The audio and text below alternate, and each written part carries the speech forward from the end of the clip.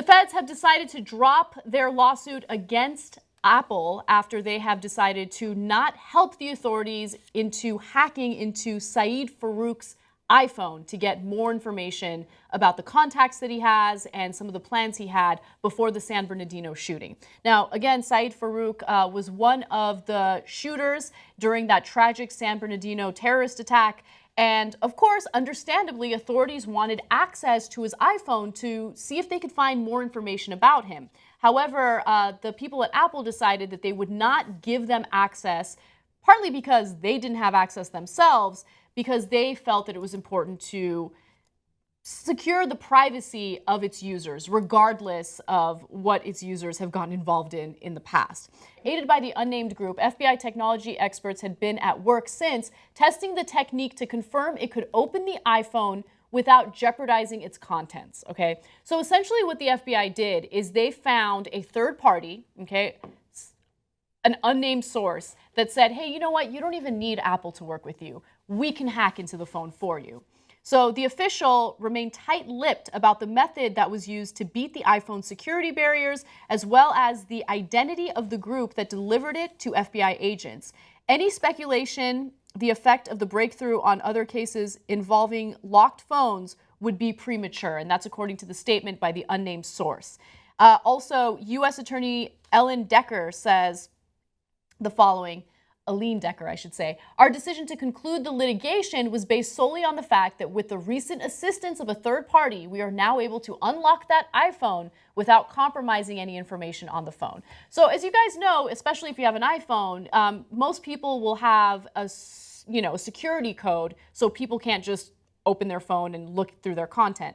But Apple has created this system where after 10 separate tries, your phone gets locked and no one can hack into it. Basically, what the feds wanted to do is have Apple create a way of bypassing that system. And Apple refused to do it. And so that's why this went to court. And thankfully, the feds have dropped this suit because of the fact that there's a third party that hacked into the phone for them. You know, there's always like a thing you hope is true. Mm-hmm. And the thing I hope is true is that the third party was just someone being like, you know, you can do fingerprint ID. Exactly. Just take his finger, take the dead man's finger, yes. and do that. And then the FBI taking a week to go, you know, we found a third party, found a really good hacker. A real good hacker got us into this. And it's just like some kid who's like, bing.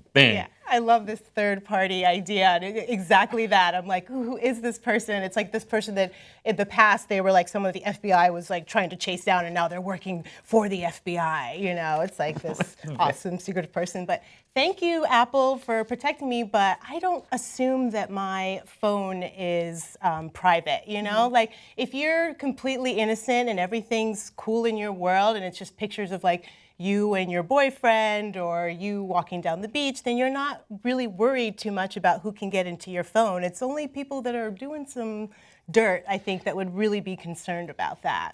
Yeah, I mean, look, the thing that I'm worried about is having the federal government spying in on us when we've done nothing wrong. And there's a huge issue with that, especially when it comes to, you know, what Edward Snowden let us know about a few years ago, where you have federal organizations just indiscriminately spying on every single American, collecting our data, keeping it in a database, lying to us about how it's just metadata and you can't really get any real intel through that.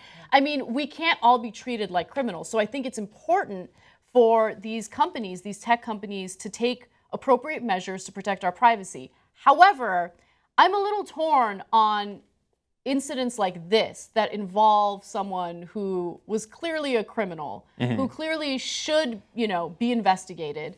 But what's interesting is Apple just didn't have the ability to hack into his phone themselves. So it's almost as if they've created this system where they can kind of step back and say, hey, you know what? We're not involved in this because we haven't created that technology, and sorry, we're not going to work with it. Right, and the reason they say that they haven't invented that technology is because they don't want someone to come steal it. Yeah. So if there's nothing to steal, then Apple was like, we're safe. Yeah. So they were kind of playing this game of chicken with the FBI where they were like, listen, you can try, but we're not going to do it. Yeah. And it got the person, the freedom fighter inside me to say, way to go, Apple. Because, there's times when I thought Facebook is trying to get into my privacy and all these other people are getting into my privacy. And you're there standing up against the government saying no one's going to get into someone's phone. However, now it seems like somebody can. And so rather than Apple be the fortress that hackers are trying to get into, it might be some hacker named Brandon from Sunnyvale who's like, I can do that. And now someone has to who did this? Who has the power to get into it? Hopefully it's just the fingerprint identification, but I don't know. It's terrifying. Unfortunately, I just make the assumption that everything I have is hackable, right? Exactly.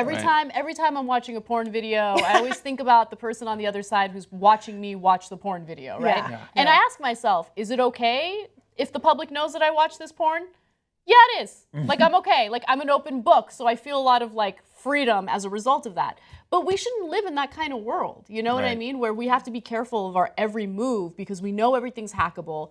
I just read this story about how these new sex toys where you can interact with your significant other from remote locations are now hackable. Great. Right? So everything we have is hackable. We have So to they be do careful. a move that you're not familiar with, and you're like, wait a minute, who did that?